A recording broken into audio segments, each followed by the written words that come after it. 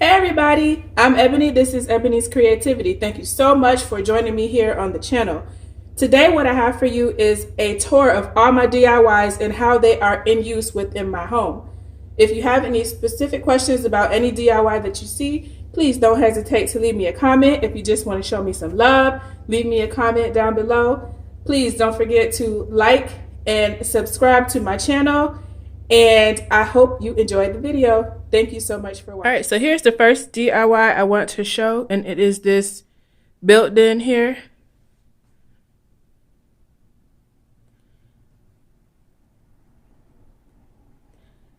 And this built-in took me probably about 5 hours to do. It is essentially 2 bookcases stacked on top of each other. So there's one bookcase that goes up to here and then another on top. On this side, there's no space for a built-in. So I wanted to give this side something really special and provide a place to store my decor. And if you'll notice, there are a few items on here from the previous video, the previous decor related video, which was a Pier 1 haul. And so there's one of the vases, there's the mirror, there's a concrete planter, and then there is another one of the vases. And I decided to put a gold ribbon around it because I didn't want to commit to the paint just yet. I just kind of want to get a feel for it. So yeah, that's my first DIY project, and I think it turned out. All right, so here is DIY number 2. It is this coffee table. What I did was combine 3 tables, so 2 side tables, 2 end tables, and a coffee table into one statement piece. So this was a table, that was a table, and then this top piece was the top of the coffee table.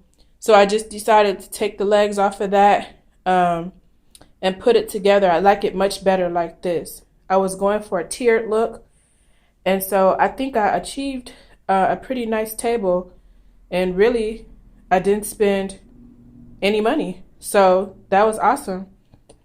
So in this bucket here, I just have my remotes and my lighter, got a few books, topiary balls, some candles, and a few little knickknacks.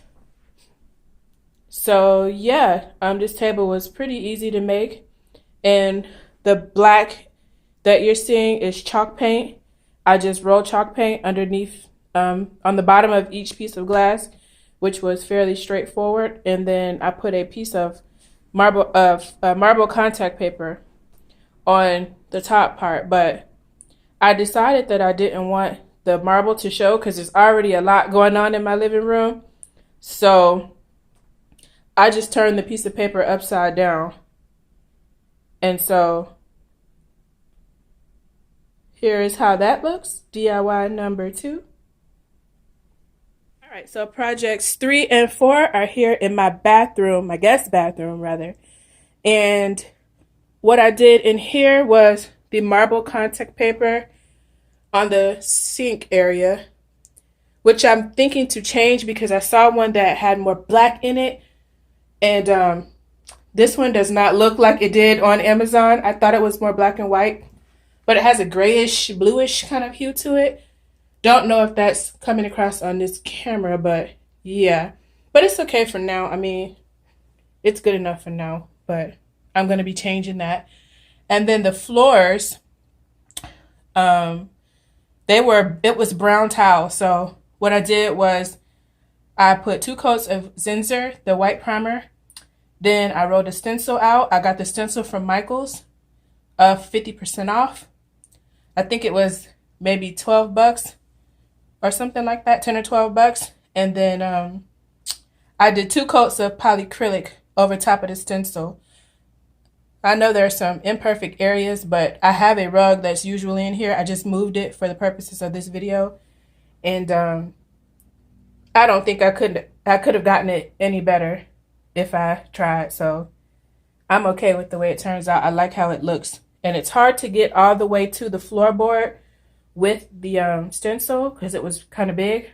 So I just decided to do a border all around the bathroom. So yeah, I really like how it turned out.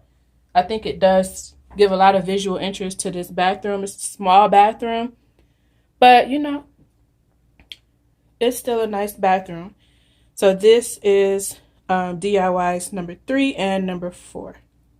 Oh, also I painted that vanity because it was white, but I thought it looked better black, so yeah.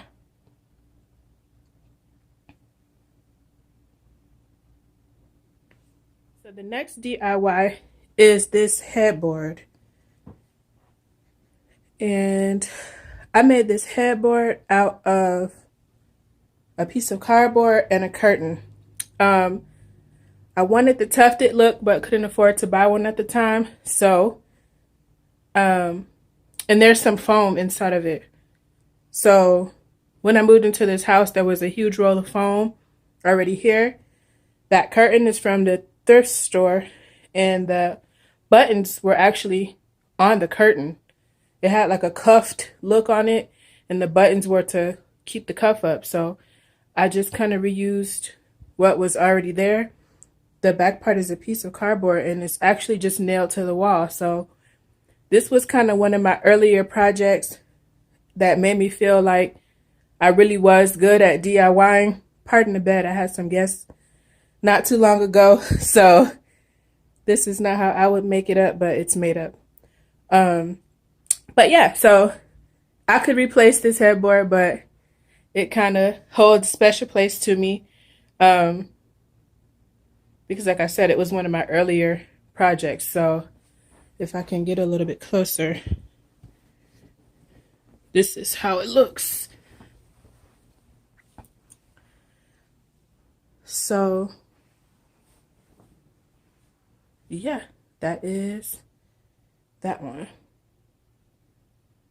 All right, so here is the next DIY, and it is this makeshift pantry. In my kitchen, I don't have a pantry, so I use this as a solution, and I was able to store some food items here, also a little bit of decor, and I think it adds a lot of visual interest to my kitchen area.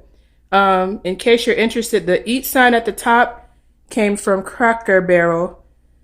On that second shelf, that container, it has herbs in it. Growing some seeds I got from Dollar Tree, so I just planted those, but there are some herbs in there.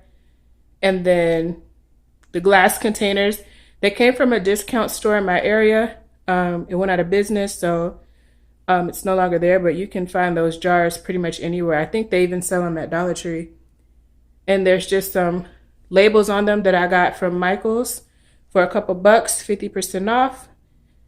And then the 2 pitchers, the drinking pitchers, they came from the thrift store. So yeah, I love this little area. I think it looks really nice. And with shelves from the thrift store and brackets from the Dollar Tree, you know, I think it is really nice.